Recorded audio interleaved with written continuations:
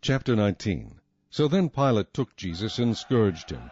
And the soldiers twisted a crown of thorns and put it on his head, and they put on him a purple robe. Then they said, "Hail, King of the Jews!" And they struck him with their hands. Pilate then went out again and said to them, "Behold, I am bringing him out to you, that you may know that I find no fault in him." Then Jesus came out, wearing the crown of thorns and the purple robe. And Pilate said to them, "Behold the man."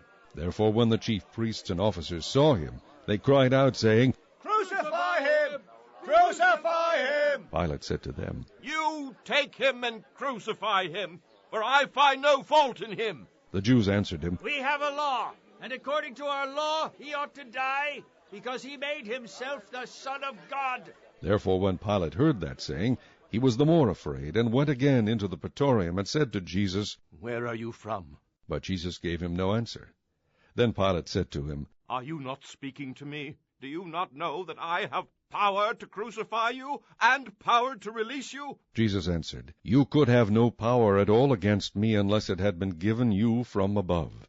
Therefore the one who delivered me to you has the greater sin. From then on Pilate sought to release him, but the Jews cried out, saying, "If you let this man go, you are not Caesar's friend. Whoever makes himself a king speaks against Caesar." When Pilate therefore heard that saying, he brought Jesus out, and sat down in the judgment seat in a place that is called the Pavement, but in Hebrew, Gabbatha. Now it was the preparation day of the Passover, and about the 6th hour. And he said to the Jews, "Behold your king!" But they cried out, "Away with him! Away with him! Crucify him!" Pilate said to them, "Shall I crucify your king?" The chief priests answered, "We have no king but Caesar." Then he delivered him to them to be crucified. Then they took Jesus and led him away.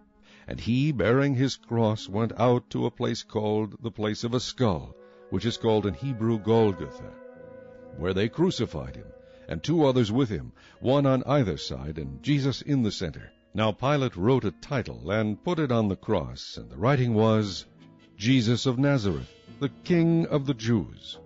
Then many of the Jews read this title, for the place where Jesus was crucified was near the city, and it was written in Hebrew, Greek, and Latin. Therefore the chief priests of the Jews said to Pilate, "Do not write the King of the Jews, but he said, I am the King of the Jews." Pilate answered, "What I have written, I have written." Then the soldiers, when they had crucified Jesus, took his garments and made 4 parts, to each soldier a part, and also the tunic. Now the tunic was without seam, woven from the top in one piece. They said therefore among themselves, "Let us not tear it, but cast lots for it, whose it shall be." that the scripture might be fulfilled, which says, They divided my garments among them, and for my clothing they cast lots. Therefore the soldiers did these things. Now there stood by the cross of Jesus his mother, and his mother's sister Mary, the wife of Clopas, and Mary Magdalene. When Jesus therefore saw his mother, and the disciple whom he loved standing by, he said to his mother, Woman, behold your son. Then he said to the disciple, Behold your mother. And from that hour that disciple took her to his own home. After this, Jesus, knowing that all things were now accomplished, that the scripture might be fulfilled, said, I thirst. Now a vessel full of sour wine was sitting there, and they filled a sponge with sour wine, put it on hyssop, and put it to his mouth. So when Jesus had received the sour wine, he said, It is finished. Bowing his head, he gave up his spirit. Therefore, because it was the preparation day, that the body should not remain on the cross on the Sabbath, for that Sabbath was a high day, the Jews asked Pilate that their legs might be broken, and that they might be taken away. Then the soldiers came and broke the legs of the first and of the other who was crucified with him. But when they came to Jesus and saw that he was already dead, they did not break his legs.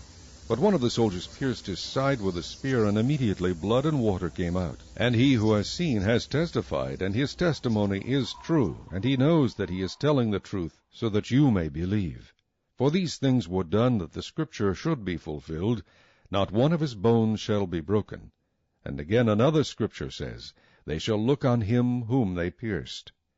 After this, Joseph of Arimathea, being a disciple of Jesus, but secretly, for fear of the Jews, asked Pilate that he might take away the body of Jesus. And Pilate gave him permission, so he came and took the body of Jesus. And Nicodemus, who at first came to Jesus by night, also came, bringing a mixture of myrrh and aloes, about 100 pounds. Then they took the body of Jesus and bound it in strips of linen with the spices, as the custom of the Jews is to bury. Now in the place where he was crucified there was a garden, and in the garden a new tomb, in which no one had yet been laid. So there they laid Jesus, because of the Jews' preparation day, for the tomb was near by.